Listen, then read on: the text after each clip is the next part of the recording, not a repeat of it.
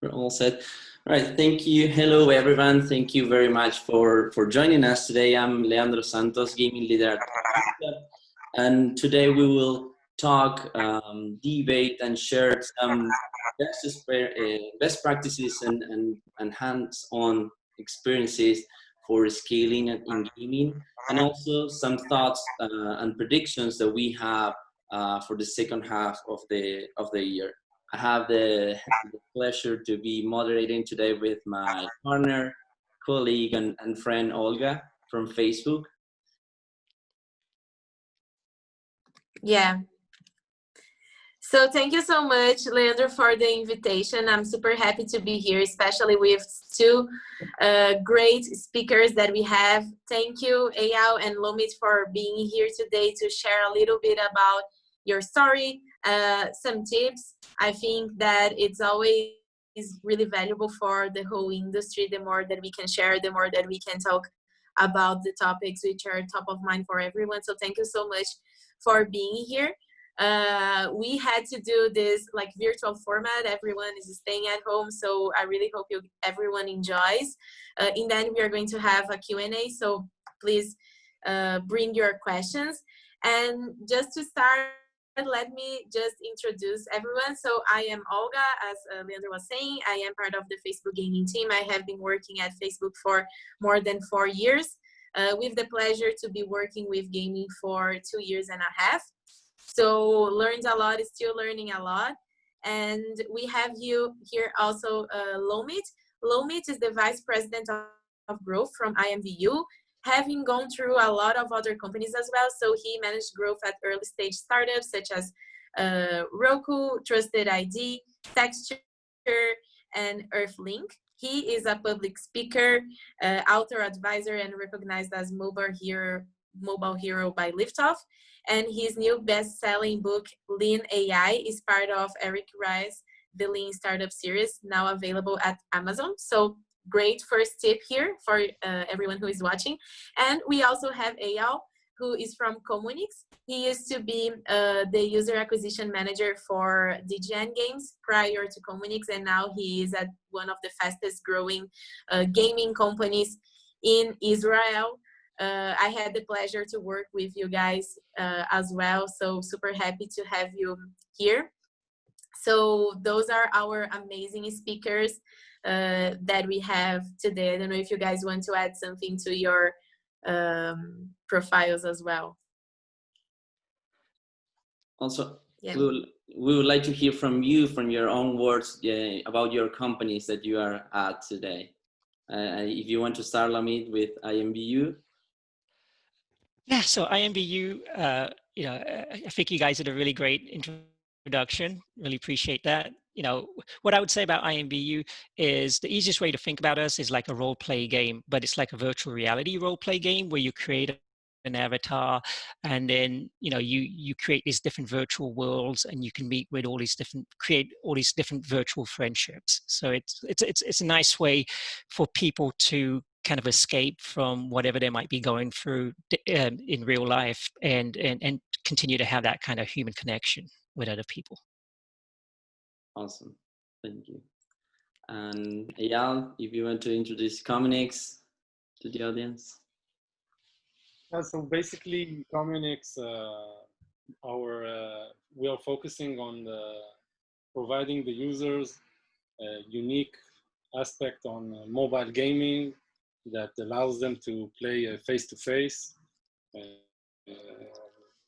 That's it. Awesome. It's one of the fastest growing companies this year, so really happy to have you here. Olga?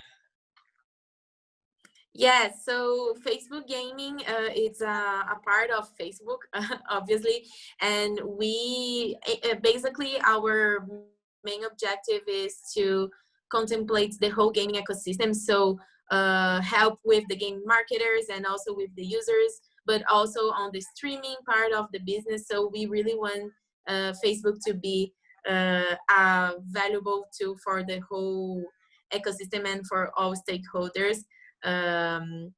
And yeah, today we have like 2 billion, more than 2 billion users worldwide. So huge scale, and always looking for ways to innovate and give the best technology and the best services to our partners and for our users as well. Awesome. And then Leandro with Winclap. Yeah, I'm from Winclap, and at Winclap we help mobile game advertisers to build and run successful user acquisition, retention, and reactivation strategies across multiple channels. With our proprietary technology, we centralize all the information coming from the different media sources. And with our data scientists and in-house artists, we work as an extension of your team, either if you're a small studio that need a lot of manpower, or for huge companies that need help with a specific title or a channel itself. So being said that and being all introduced, before we start, I would like to play a quick game, some ice-breaking question with you all, guys. We are all from the gaming industry, and I would like you to choose between one or the other option. So let's start with Lomit. So first question would be, do you prefer villains or superheroes? Superheroes.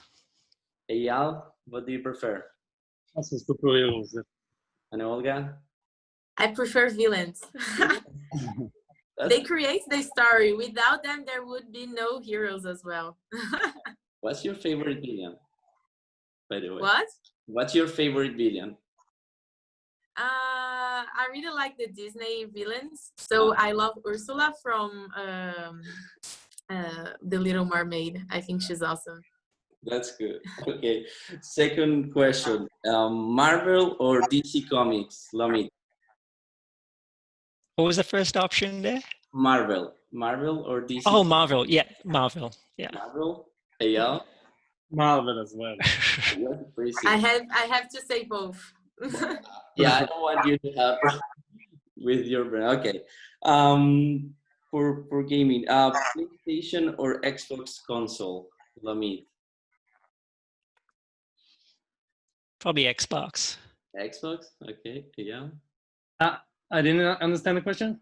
PlayStation or Xbox console? Oh, PlayStation. PlayStation? Yeah. And Olga? Both. Okay. I guess. Yeah. Type of games, shooting or arcade games? Lomit? What was the second one? Arcade. Arcade. Arcade games? Yeah. And the first, I didn't got the first one. Shooting games? Shooting games? Yeah, I'm a big fan of PUBG, so shooting games. Also. Are you currently playing? I'm playing PUBG, yeah. And streaming or not? No. No? Okay. And Olga? Arcade. Okay. And last question, do you prefer in-app purchase or in-app ads-based games? Lomit? In-app purchase. In-app purchases? In-app purchase, definitely. Okay. And you, Olga? Your experience? Hybrid. Yeah. No, but really, no. I really think it's the trend and the future. And better to optimize, I guess. You have more options. Yeah, all types of users as well. Yeah. Okay, well, thank you very much. Just some ice-breaking questions, and now we can go over our debate. Olga, if you want to. Yeah, sure. So the idea of today is to have a really lightweight conversation, us talking a little bit about the industry as a whole and some trends.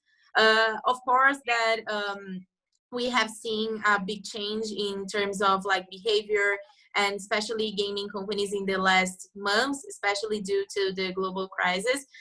We really want to make this conversation really light, so just wanted to note that by making it light is not that we don't see how serious and how the crisis is difficult for the world. It's much more to talk about the effects on the dynamic on the industry as a whole. I really hope that you all enjoy. We will have some time for more questions in the end, and feel free to pick the brains of Eyal and Lomit with their amazing experience and so diverse experience within the industry. So I will kick off that with a question to both of you.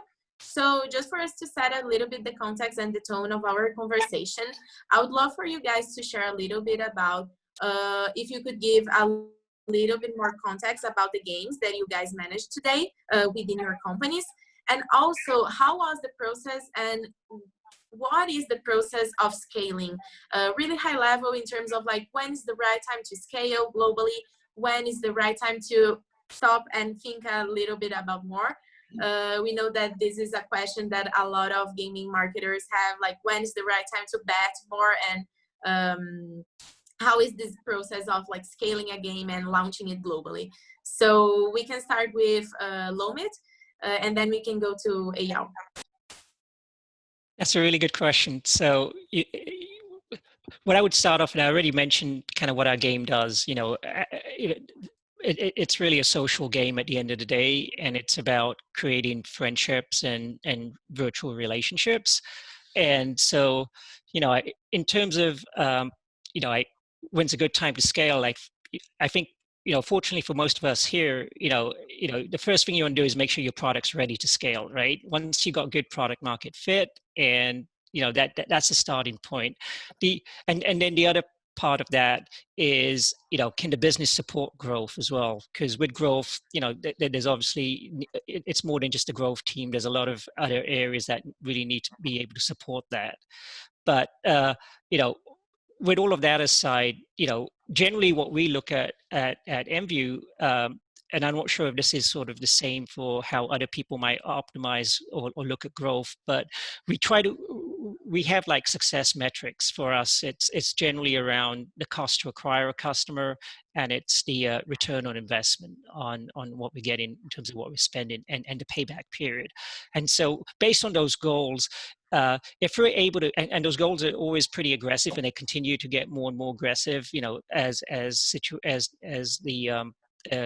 business continues to grow. But if we can continue to hit those goals, we generally have, for the most part, an open budget. So, you know, so the budget kind of dictates to a large extent how much we can kind of grow, because, you know, as long as we're hitting our growth goals, then you know, and the business is able to support that growth, then, you know, that really sort of dictates how much we grow.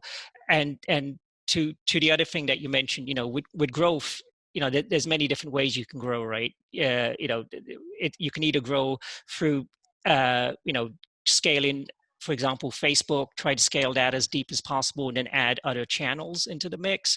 You can scale through geographies, like, you know, for us, for example, focus on the US, maximize that, and then start to add other countries into the mix. Or you can scale by coming up with product extensions or different types of games. You know, primarily for us, you know, up to this point, you know, we have one really main game, MView, and so, you know, so for us, the focus has been on trying to scale that game and try to broaden the reach globally as much as possible for the footprint for that game, and we have another game that we're working on, you know, that will be coming out in the future, but right now our focus is just on that one title. Awesome. I'll try to say something. I mean, great answer. I try to add some additional insights on that. I'll start that Communix Zone's Poker Face app. Poker Face allows the user play poker while video chat. The social aspect is really strong in the app. Basically, I can say that during our last quarter, we grew 10 times more, which was basically due to lockdown and coronavirus need of the people to social aspect to them. And at the moment, I can say that it's very important that on top of what Lomit mentioned, the retention rates are extremely important. Basically, it allows you to increase the DAU, and then you can monetize it. You just need to make sure that on a low scale, you can monetize the users. And then when the scale goes up, due to retention rate, good retention rates, then you can monetize it easily. Awesome. Yeah, so pretty much if you can keep the users and convert them into players, it's a good time to scale, like you're saying. Yeah, I mean, like if you have a small amount of a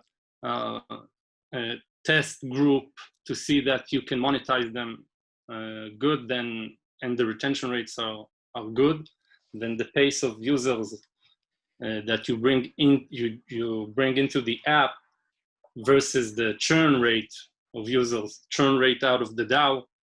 If the formula is like positive, then you can increase the DAO easily. Obviously, it's limited by budget and how much budget can you actually invest in it. But all the time, if this formula of retention rate is better than the churn rate, then you can increase the DAO easily, and then you can scale up. The DAO will increase, and once the DAO hits the goal you mentioned, the goal that you set, then you can monetize it. Awesome. And we will have more time to go deeper into metrics. So great questions, guys. So the second question that we have for you, and this goes to Lomit. So, and you mentioned something already. How important is to have a data-driven decision-making structure when scaling? So, I would add that, what Eyal mentioned was really good around the pretty much kind of the unit economics, right, of what it costs to acquire a customer, how much does it cost to support that customer. So pretty much kind of what the lifetime value is of the customer is really important. And,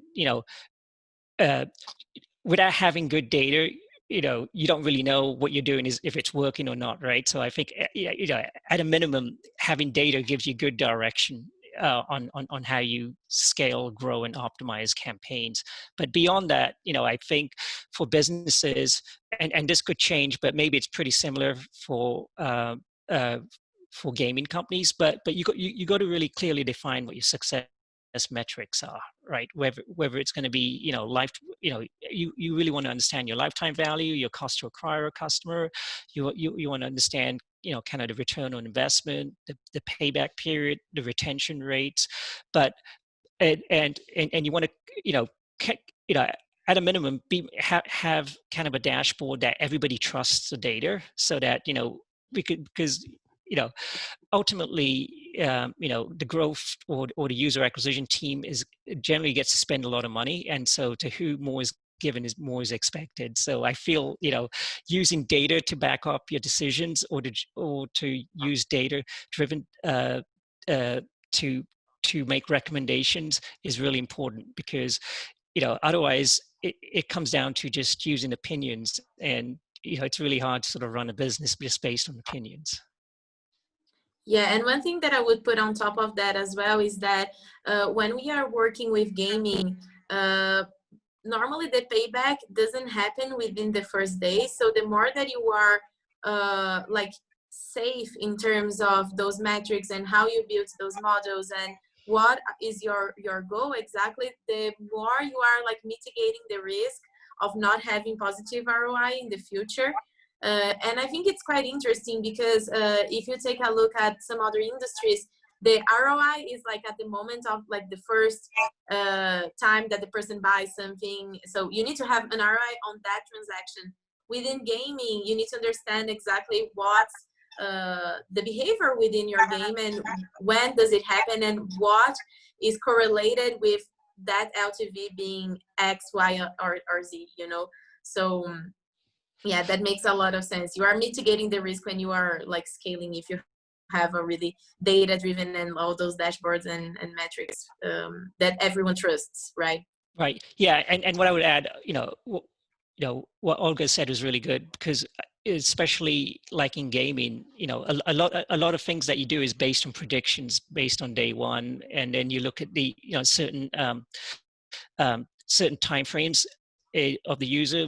For us, it's usually day 1, day 7, and day 14, day 28, and then but but we have and then you kind of reverse engineer, you know, when you look at your lifetime value users, what are the behaviors or actions, or how much, you know, engagement were they doing in day one, or how much money were they spending within the first 7 days, and or how we were monetizing. So we do a lot of things based on projections, and that's why it's really important to make sure that you not only do you get your data correct from the start, but you continue to keep revisiting the data, because as most people know, data can break at any time, right? With SDK updates or whatever. So you want to continue to revisit and make sure that whatever models you built continue to stay true, because those can change as well.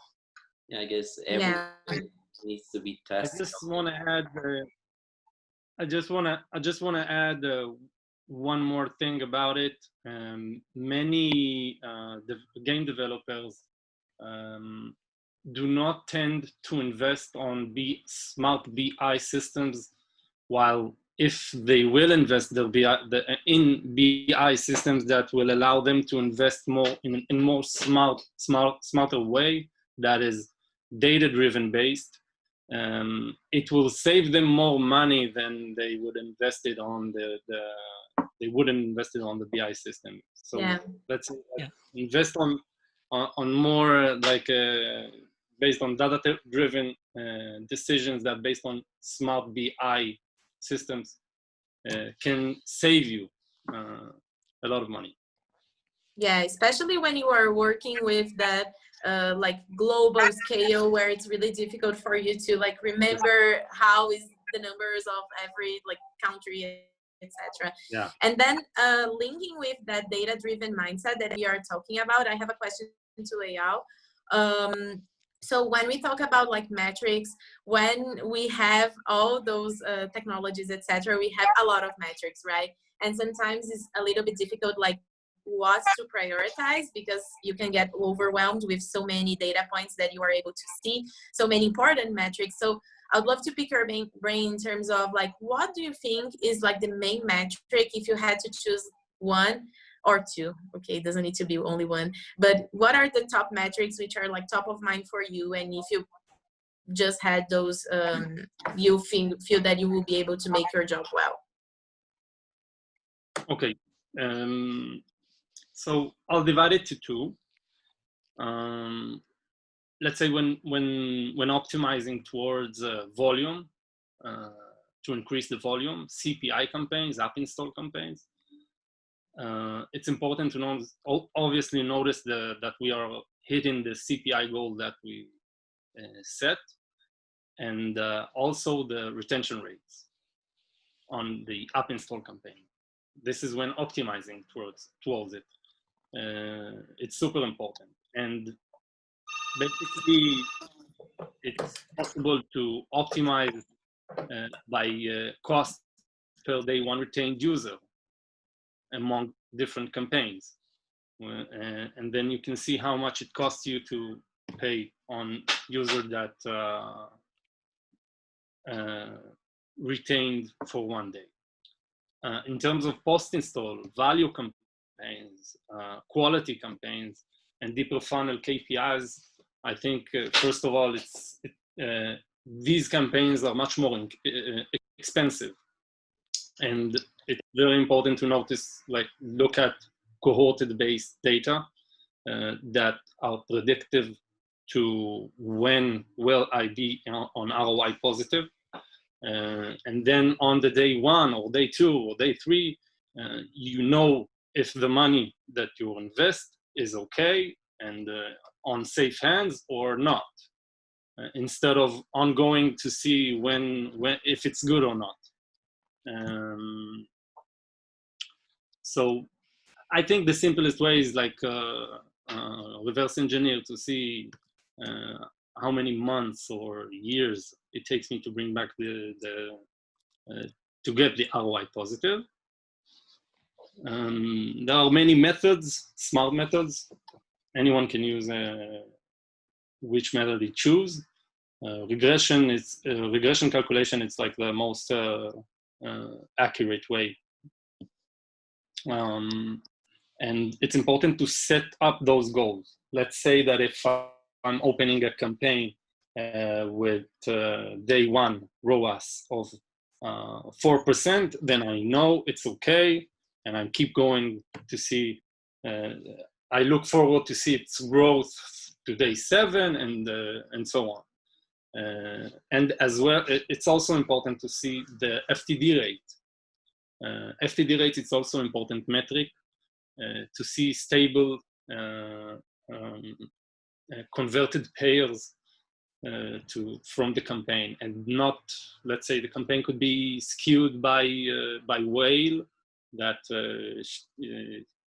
could mislead us and increase budgets on the campaign.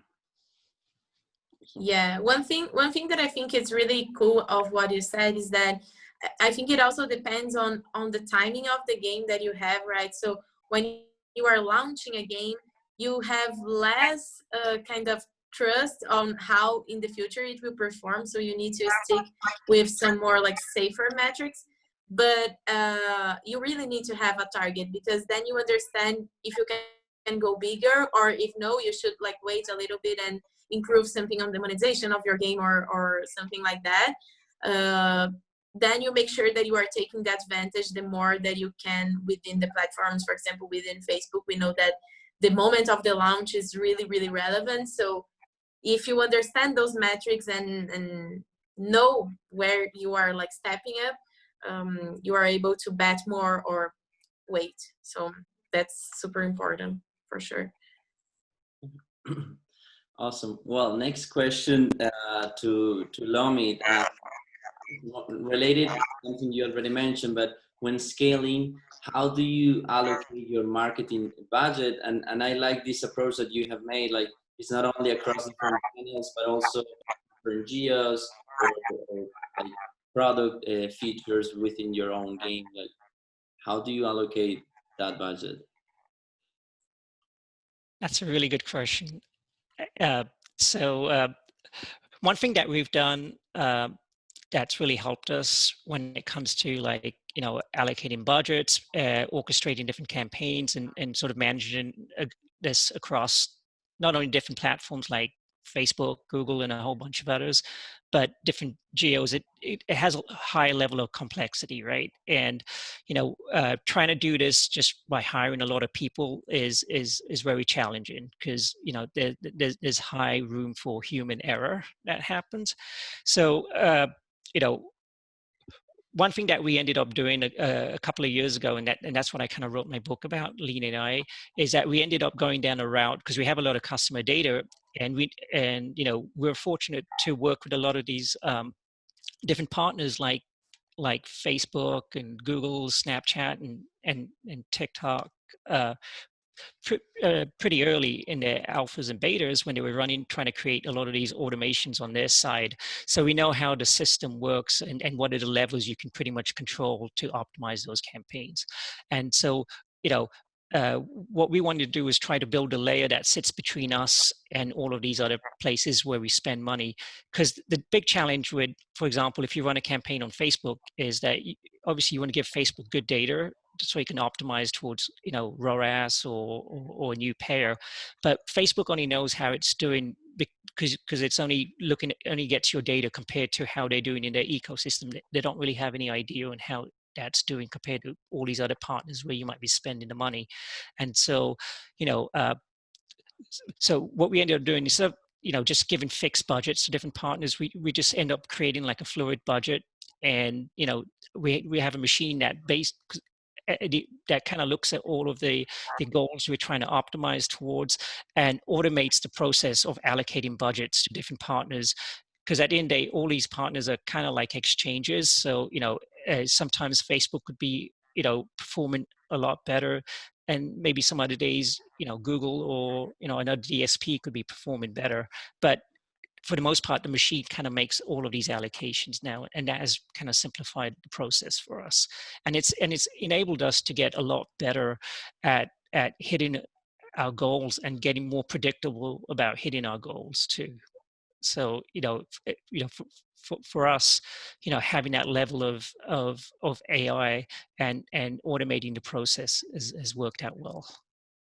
I can definitely add on top of that from my on my experience. We've experienced during scaling that we are relying on one or two channels, the biggest, Facebook and Google. And when we saw that we are hitting our KPIs and above, we wanted to scale much more.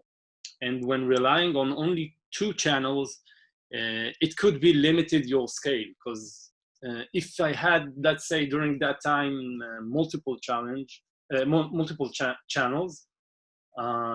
it would be much more easier to scale up. And in addition to scale, and in addition to that, as Lomit mentioned, sometimes Facebook performance there is lower months and Google better, and other channels can cover that up. And it's important to make your own user acquisition net that is large enough to scale easier. Good point. Thank you for that. Awesome. Yeah, and then in terms of budget as well, one question that I always get as well from my clients, and I would love to understand your thoughts, starting with Eyal. So we know that when we are talking about gaming and about user acquisition, you have the ways that always works of doing user acquisition, and you have like the new things that are happening. So the new products, the new ways of doing user acquisition, optimizations, or even types of creatives. So I'd love to understand today, how do you do, and what's the methodology behind when you are allocating some budget for the business as usual and some budget for the testing? And also, how do you measure that part of the testing? How much time do you wait until you see results? Or how do you look at that testing budget, which we know that is super relevant to keep on top of what is happening and updated? So I'll divide it also to let's say when the app is on soft launch and it's only the initial start, then it's important to understand which creative is the best, which targeting works the best, and that's why the percentage of testing it's a bit bigger than when the app is more mature. When the app is more matured, I would, let's say, if I should say a number, then I would say between 10 to 20% invest in testing, especially in creative. And I'll explain why. Basically, we see in a lot of networks that they are going to automatic campaigns, that they are run AI systems that can run automatically campaigns, which limits a bit the UA manager capabilities. And the only aspect that the user acquisition team can be the best and be before and win in every auction is the creative. And it's important to think outside the box and understand which creative works for the best, and then run with this creative, and understand that there is a fatigue for each creative. So when we see like a good creative, notice that after a couple of months there will be fatigue, and you need to go with another creative. I'm sorry, not a couple of months, weeks. It depends on the scale. To be like to understand which creative works the best, in order the machine learning gives a good score to the ad, and then you can win more and more auction. I would say, in addition to OS, it's also important to understand which OS do you want to invest on that. Like we all know that iOS performs a bit better than Android, but it's also in terms of paid users, it's also more expensive.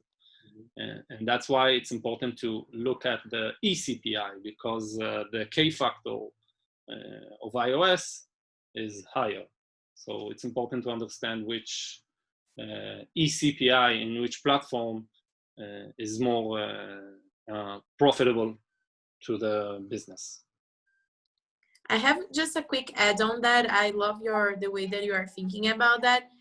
When you are trying to test new countries, sometimes you feel that, oh, I won't have success in that country because organically I don't, but it's like the chicken or the egg, you never did user acquisition there. So when you are thinking about that as well, how do you think about international expansion, right? So on testing new geos, new countries to enter, how do you look at those? And where do you try to find and understand, like how do you find what are those countries that are good opportunities for you to go to the future? It's important to know the benchmarks for each country. Every geo has its characters. And we know that US, it's good, and also Western Europe could be also good. There are many characters for each country, and it's important to understand which KPIs we are focusing on when opening a new country. Also, when opening a new country, there is sort of a honeymoon that the KPIs are very good and everything looks amazing, and you think, okay, I'm going to scale now as far as I can, but it doesn't go for a long time. It lasts only for 1 week, and then the results, like the CPI goes up, and you understand that these are the actual KPIs. So when opening a new country, don't get too much excited out of the... Wait a little bit more to evaluate, right? Yeah, you can also like go with my recommendation, and let's say invest with high pace and give all what you got on the first week, get the a lot of users, and then decrease the budget. It's also a possibility. Mm-hmm. Yeah. And next question is for both of you, and it's related to that. We are running a bit out of time, but we all want to know, like, if you can recommend something for the audience, like you both have like really successful games that scale a lot, and so what you recommend to the audience, what a sentence or something that you can share today for the audience? Like, what's your secret sauce for scaling? If you want to start, Lamit, and then So what I would say in terms of secret sauce,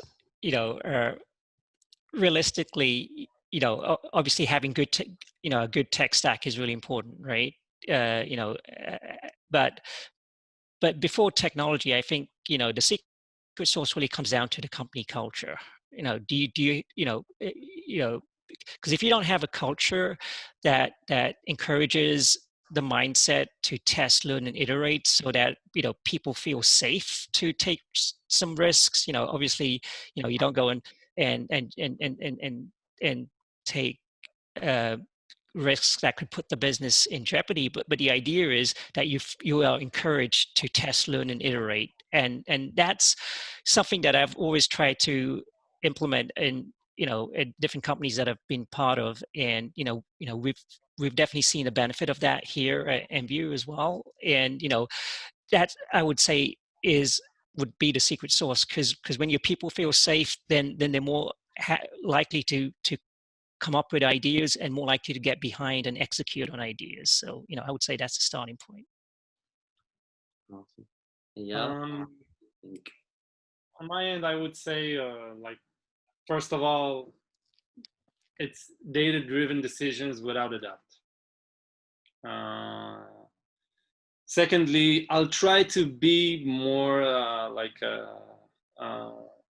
specific, not saying something on a high level, but it's definitely be connected to the current affairs for each country. There are different holidays, special national days that you can suit the creative for each day. For example, 4th of July, Christmas, or something like that. That it's adjust for each holiday it's created. Or even for example, today, COVID-19. It's also understandable how to allocate the budget. I think that's it. Yeah, I think that's related what you were mentioned before about localization and going to another regions. It's really important also to understand their cultures, languages, customs, that like they have like so different ways of behave that could help you. If you want to scale on those regions, you need to consider them. As you mentioned, like with creative, it's not the same to show creative in English or a region that, I don't know, it speaks Portuguese, like in Brazil or here in Spanish. Exactly. So, Adjusting the creative will make you much more easy and more cheap, let's say, to reach to positions that probably wouldn't been there if you wouldn't do that. exactly. Yeah. And especially thinking about like the fatigue, the creative fatigue, that is even more important. Like it's more advantage and more opportunities for you to change your ads without giving the same ad, So that makes a lot of sense, increasing your CTR and as a consequence, increasing your efficiency. And then we have our last question, then we can jump into the questions that we got. And it's much more like thinking about the future. So what, for both of you, what is your prediction for the future? What is top of mind for you in terms of your company for the next semester? And how are you thinking about doing it? Go ahead, Domi. I'll let you go this time. You could. Go on, Eyal. You go first. Yeah, go ahead. Yeah. So, I would say that we see predictive that on every expert says that there is a great increase year over year in the mobile game industry, and that was before the COVID-19. I think that after after the COVID-19 that we are expecting at the moment globally, more people are connecting to mobile gaming. And unfortunately, COVID-19, it impacts positively on the gaming industry. So it's probably surpassed all the predictions, and the growth will be much more significant than the predicted before the prediction before COVID-19. Yeah, like the entertainment industry as a whole had much more like new people who would never had an opportunity to start and get to know the games, etc., to develop that behavior. So for sure.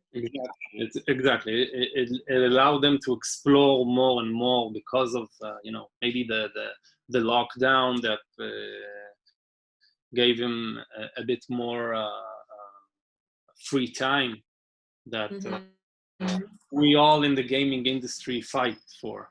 Yeah, and also the like socializing, right? So the social aspect of the games is also booming with that. And Lomit, for you, do you feel the same about the industry, or how do you feel about it on the next months?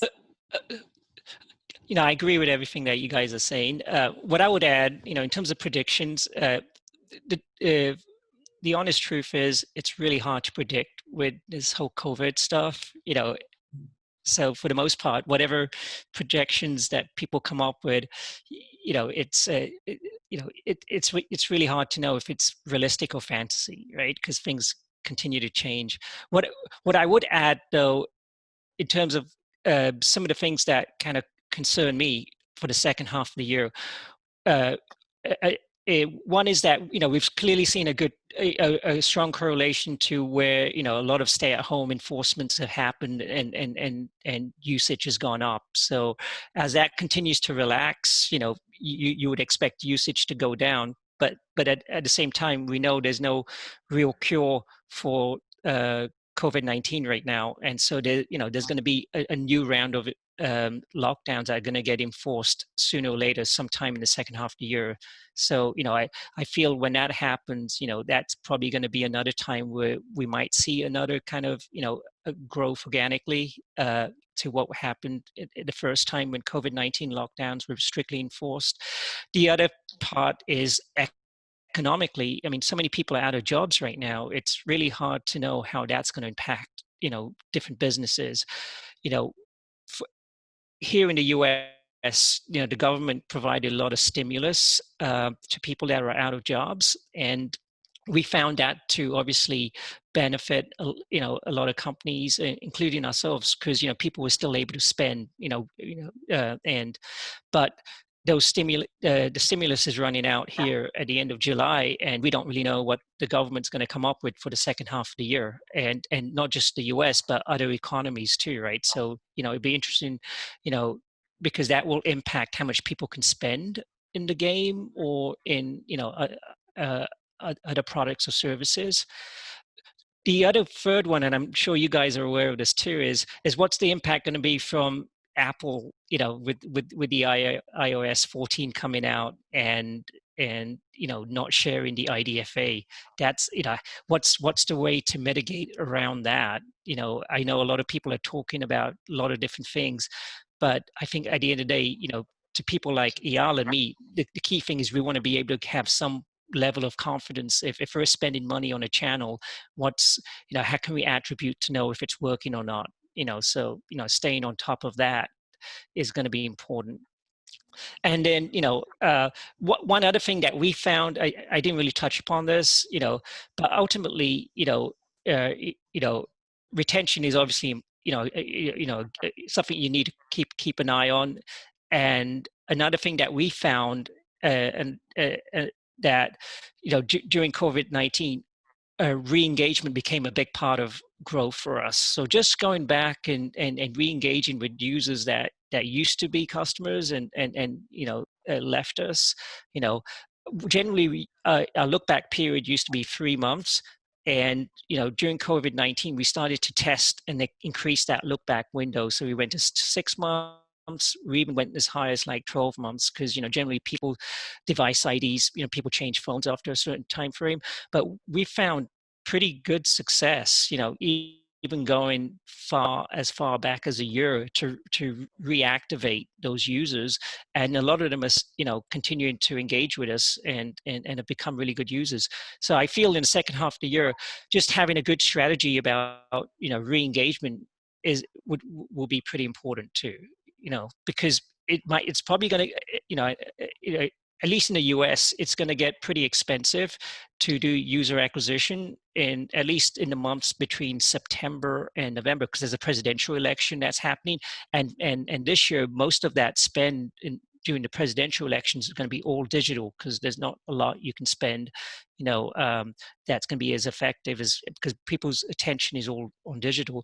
So, CPMs and all of those things are going to go high on places like Facebook, Google, and everything else. So one of the ways we try to mitigate for that was just to, increase our expansion internationally. And so for the second half of the year, what we were going to do in Q4 was localize our app into French and German, because we have a bunch of other languages, but we already ended up getting that done at the end of beginning of Q2. Because of COVID-19, we were able to adjust our roadmap. And I think, companies need to think about their roadmap too for the second half of the year. Is there things in the second half of the year that you might want to sort of shift priorities over, and things that can kind of work towards engagement, retention, and monetization should probably get prioritized now so that you can have those in place. That's kind of the things I'm thinking about. A lot. Yeah. Thank you so much. Thank you so much for sharing your thoughts, both Eyal and Lomit. We have some questions here. I will start with one from the Q&A that Felipe has sent before. So it's one that it's actually online on what you are saying. So today, what do you see that should be or is the relationship between monetization and user acquisition teams? How do you think that they can work better together to help each other on a holistic way? So if you could share a little bit about that, how it happens on both of your companies, and how do you think it should happen as well? Do you want to go, Eyal? Yeah, I'll go simple. I'll go pretty simple. What I say also to my team and how I experience it myself, user acquisition manager, his role doesn't stop when the user enters the game and downloads the game. He continues, and the user acquisition team must play the game, understand it, and experience, let's say, the first time user experience over and over again, and understand really good the product and be connected to the product. It's very important to understand it and connect the line when you advertise on Facebook, and the users see the ad, and then it's connected through the product, and then the user gets what he sees. It's very important to understand and to be connected to the product and monetization. Great answer. Couldn't agree more. That's a really good answer. Lomit? I mean, what I would add to that is, at least in our company, the way the growth team is set up is that we are responsible for user acquisition, retention, and monetization for the most part. So, our goals are really tied to the entire user journey. So, working cross-functionally with our monetization team is really important, because we want to make sure that they are successful, because if they're successful, then it helps us to be successful. And one other thing I was going to probably add, at least during COVID-19, one of the questions you had asked was, in-app purchase or advertising, the monetization. That's ultimately you want to do both, but there's one other thing that we started doing too, that we sort of pushed forward, and that's to create subscription products as well, because with subscription products you have more predictability on driving revenue. So this year we came up with a mobile subscription product that we've been trying to promote, and it's been growing pretty well for us. And that helps in conjunction with in-app purchases. And on the advertising side, one thing that we did that kind of worked well for us on the monetization for advertising is, instead of a lot of brand advertisers were pretty challenged. They kind of pulled a lot of the budgets during COVID-19 early on, but we had pivoted more towards performance advertising in our games. So things like rewarded videos and filling out surveys, because we have these MView credits. So the performance side of the business for advertising has actually done pretty well for us, because we have a lot of other gamers that come and advertise in our app. So I think it's just having a good diverse mix of different revenue streams, and even within those revenue streams, just think of ways that where more growth areas are going to exist. Yeah, I completely agree. Like, this is something that I see a lot in terms of the more that you diversify on everything. So like monetization, geographic optimization, the more that you will be protected on an environment that is always fast changing, right? So especially right now this year, everything is it's difficult, it's uncertain, and it's moving every day. So it's like an investment, if you have a diversified wallet, your risk will be mitigated, and that also in terms of monetization. Definitely. Makes a lot of sense. Awesome. Yeah, we have another question here. when scaling, how do you measure the performance of your creatives, and what's the process, I guess, for testing? You touch a little bit about this, Ayal, if you want to start. So basically, you don't know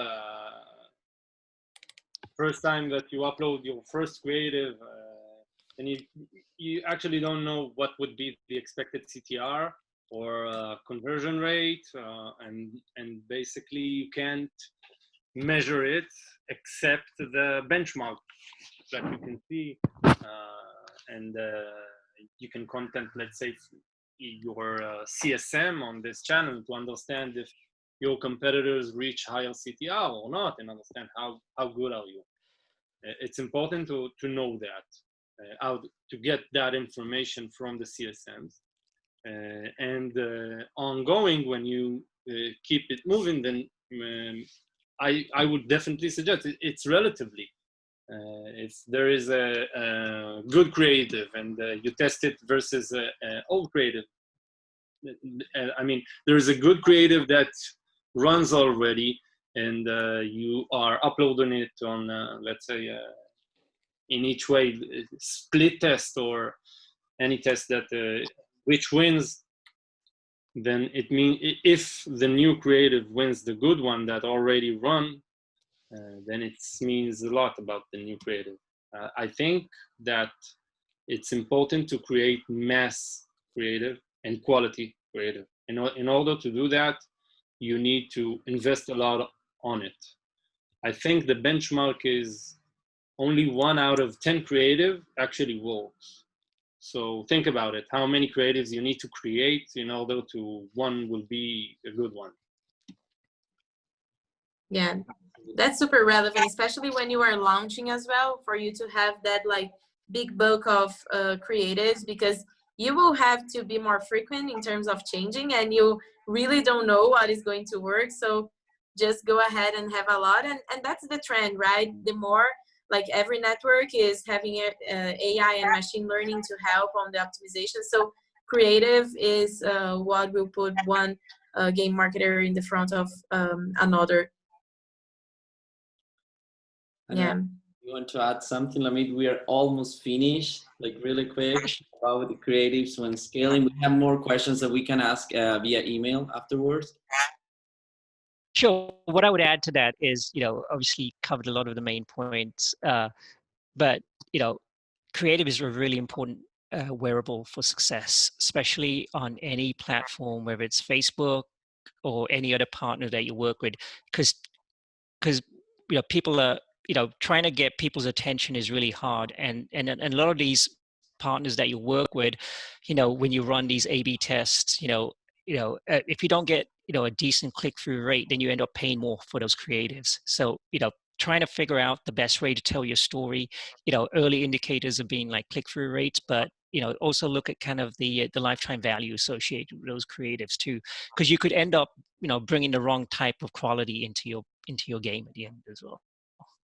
Yeah, and one thing that just to add on, because I love when we talk about creatives, is also via creatives you can also bring other types of users that play your games for different reasons, right? So there are the group of people that play because of the social connections, some others because of the personalization, others because of the challenge, and this is something that I see that works a lot. If you have all that like coverage in terms of themes of why the people would play, and you can use like the same creative and just change like the text or some expressions that you have to change a little bit the tone.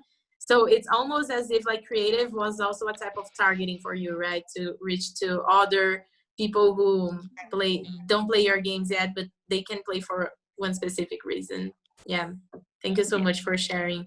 Yeah, one other thing I was going to just add quickly is, at least for us, one of the things we did that really helped us to increase the velocity of creative output, which is, as Eyal mentioned, it's really important because you can get burnout and you want to continue to have a lot of fresh creative, is that we do a lot more on user-generated content now, and we leverage a lot of our user content on all of our UA. And so, the way we can identify this user content is, as an example, we go on Facebook and we look at posts that our users are using, which are getting high engagement, and so from there we reach out to those different users on our platform and try to get permission and try to create videos where we try to use their creative avatars in that.